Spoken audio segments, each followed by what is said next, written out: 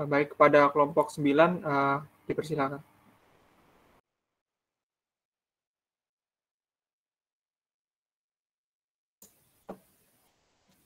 Baik, Assalamualaikum warahmatullahi wabarakatuh. Selamat pagi semuanya. Terima kasih kepada moderator yang sudah memberi kesempatan kepada kami untuk menyampaikan materi terkait cybercrime. Sebelum masuk ke penjelasan mengenai cybercrime, di sini saya akan memperkenalkan anggota kelompok kami terlebih dahulu. Yang pertama ada saya sendiri, yaitu Asep Muzayin. Kemudian ada Saiful Mukminin Hidayatullah, dan juga ada Yovandra Febriel yang tidak hadir.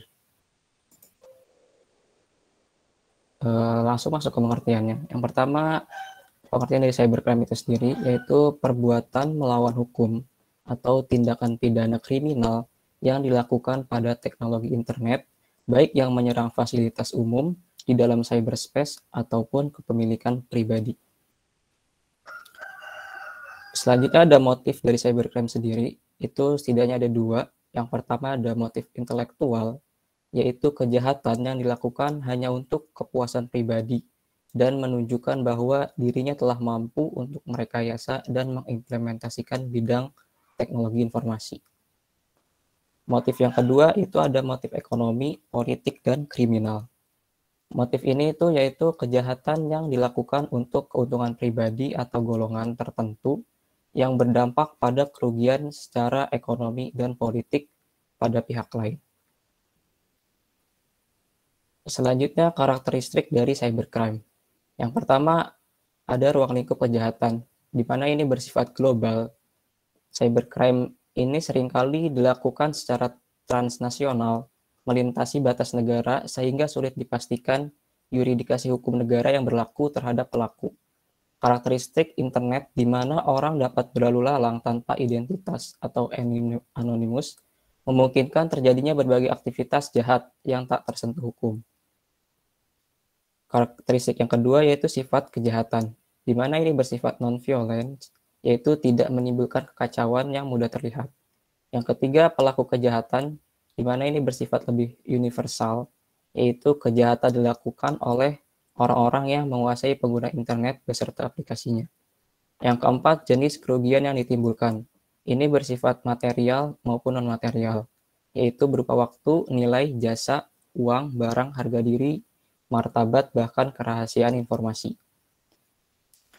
Yang kelima, yaitu modus kejahatan. Keunikan kejahatan ini adalah penggunaan teknologi informasi dalam modus operan, sehingga sulit dimengerti oleh orang-orang yang tidak menguasai pengetahuan tentang komputer, teknik pemrograman, dan seluk-beluk dunia cyber. Selanjutnya ada ruang lingkup kejahatan komputer. Pertama, komputer sebagai instrumen untuk melakukan kejahatan tradisional, seperti digunakan untuk melakukan pencurian, penipuan, dan pemalsuan melalui internet. Di samping kejahatan lainnya seperti pornografi terhadap anak-anak, prostitusi online, dan lain-lain.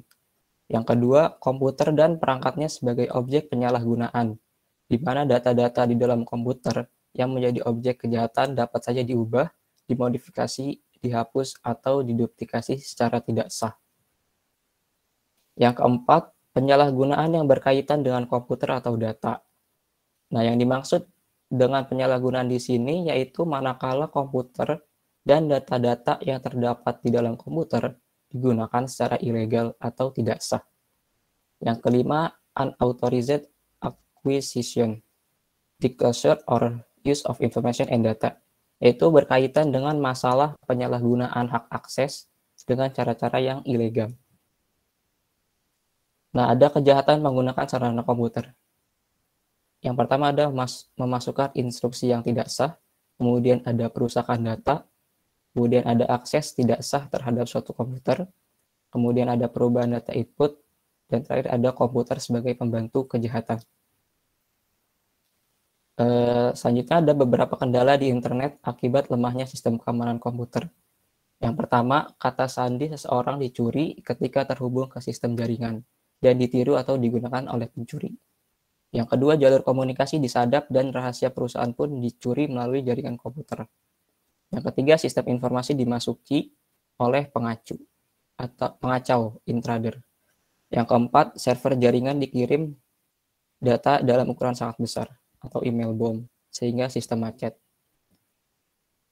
Selanjutnya ada faktor penyebab cybercrime yang akan dijelaskan oleh rekan saya.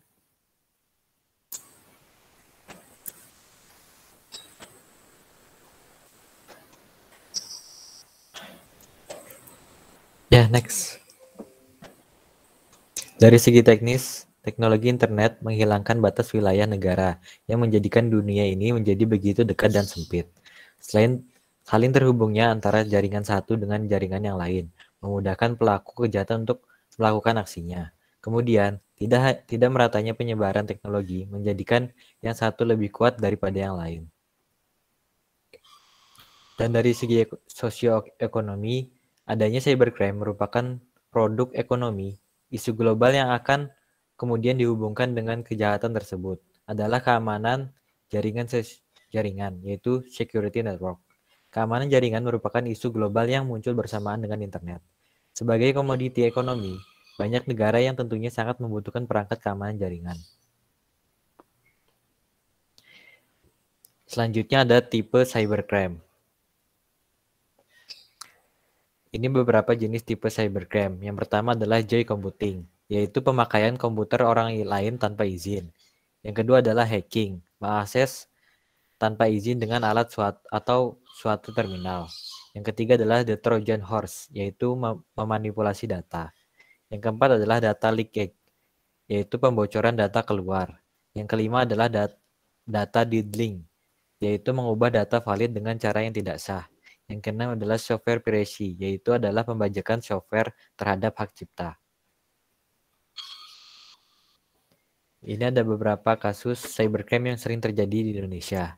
Yang pertama adalah pencurian nomor kartu kredit. Yang kedua adalah pengambil alihan situs web milik orang lain. Yang ketiga adalah pencurian akses internet yang sering dialami oleh ISP.